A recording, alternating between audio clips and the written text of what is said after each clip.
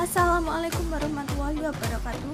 Berjumpa lagi dengan saya Dewi Armsari, NIM 721141903, tombol akuntansi P2019. Kali ini saya akan menjelaskan sistem informasi manajemen bab 6 mengenai sistem manajemen basis data. Subbab yang pertama adalah hierarki data.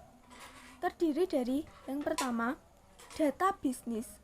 Data bisnis secara tradisional telah diorganisasikan ke dalam suatu hierarki file-file data yang bergabung untuk membentuk record lalu membentuk file.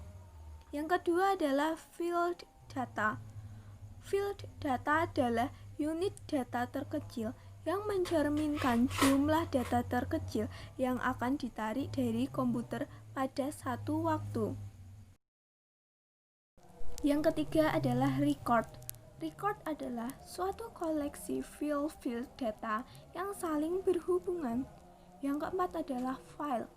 File adalah koleksi record yang saling berhubungan seperti satu file dari seluruh record yang berisi field, kode-kode mata kuliah, dan namanya. Yang kelima adalah basis data. Basis data merupakan kumpulan dari seluruh data berbasis komputer sebuah perusahaan. Materi berikutnya adalah spreadsheet sebagai basis data sederhana. Tabel yang berisi baris dan kolom dapat disajikan dalam suatu spreadsheet. Spreadsheet dapat digunakan untuk memperkenalkan konsep-konsep basis data. Lalu, kolom-kolom dalam spreadsheet mencerminkan file-file data, sedangkan judul kolom berisi nama-nama field data. Kemudian, baris-baris dalam tabel berisi nilai-nilai field. Materi selanjutnya adalah flat file. Flat file adalah suatu tabel yang tidak memiliki kolom yang berulang. Sebuah tabel harus memiliki flat file. Kenapa? Karena komputer membaca file-file data dari suatu record secara berurutan dan memungkinkan struktur basis data relasional untuk dinormalisasi. Normalisasi adalah proses formal untuk menghapus file data yang berulang. Lalu berikutnya adalah field kunci, menunjukkan nilai-nilai dalam tabel buku dengan menggambarkan konsep dari suatu kunci. Kunci di dalam suatu tabel adalah suatu field atau kombinasi field yang berisi satu nilai secara unik mengidentifikasikan masing-masing record di dalam tabel. Tabel memiliki dua field, yaitu field urean dan field kode. Berikutnya adalah basis data. Sistem manajemen basis data atau DBMS adalah suatu aplikasi peranti lunak yang menyimpan struktur basis data, data itu sendiri, hubungan di antara di dalam basis data, dan nama formulir, jenis-jenis data, angka di belakang desimal, jumlah karakter, nilai default, dan seluruh uraian field lainnya. Tiga struktur basis data adalah sebagai berikut. Yang pertama, struktur basis data hierarkis, yang kedua, struktur basis data jaringan, dan yang ketiga adalah struktur basis data relasional. Konsep basis data. Sasaran utama dari konsep basis data adalah untuk meminimalkan pengulangan data dan memperoleh independensi data. Adapun independensi data adalah kemampuan untuk melakukan perubahan pada struktur data tanpa melakukan perubahan pada program aplikasi yang memproses data. Membuat basis data, yakni dengan menentukan kebutuhan data. Menentukan data yang perlu dikumpulkan dan disimpan adalah langkah penting dalam mencapai suatu sistem berbasis komputer.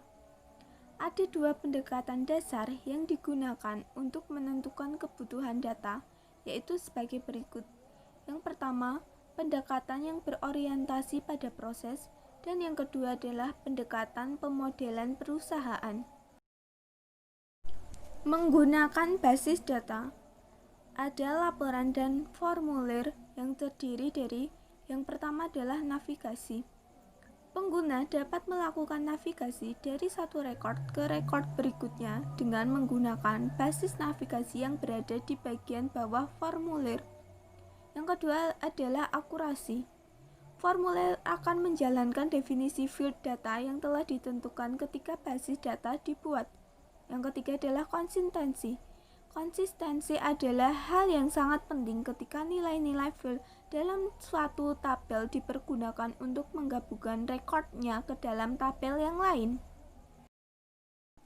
Yang keempat adalah penyaringan. Pengguna mungkin menyaring rekor yang ingin dilihat dengan menggunakan formulir. Penyaringan membantu mengatasi kelebihan dari informasi. Yang kelima adalah subformulir. Entry-entry ke dalam subformulir secara otomatis dihubungkan dengan rekor formulir. Yang keenam adalah query. Query adalah suatu permintaan kepada basis data untuk menampilkan rekor-rekor yang dipilih. Yang ketujuh adalah laporan. Data teragregasi dari basis data yang diformat dengan cara yang akan membantu suatu pengambilan keputusan. Yang kedelapan adalah bahasa query terstruktur. Bahasa query terstruktur adalah kode yang digunakan oleh sistem manajemen basis data relasional untuk mengerjakan pekerjaan basis data. Materi berikutnya adalah personel basis data. Administrator basis data memiliki tanggung jawab teknis maupun manajerial atas sumber daya basis data. Melalui keputusan yang mereka buat dan jumlah data yang diambil, pengguna akhir memberikan dampak yang sangat besar kepada desain, penggunaan, dan efisiensi basis data. Tugas administrator basis data adalah perencanaan basis data, implementasi basis data, operasi basis data, dan keamanan basis data. Selanjutnya adalah programmer basis data. Programmer basis data memiliki lebih banyak pengalaman dan pelatihan daripada programmer-programmer lain yang dimiliki oleh perusahaan. Salah satu alasannya adalah bahwa basis data merupakan pusat penyimpanan fakta bagi perusahaan. Jika terjadi kesalahan pemrograman di basis data, konsekuensinya dapat dirasakan oleh pengguna dalam jumlah yang sangat besar. Lalu pengguna akhir. Pengguna akhir membuat laporan dan formulir, memberikan query kepada basis data, dan menggunakan jawaban dari pertanyaan basis data yang mereka buat untuk mengambil keputusan yang akan mempengaruhi perusahaan dan unsur pokok lingkungannya. Materi berikutnya adalah menempatkan sistem manajemen basis data dalam perspektif atau DBMS.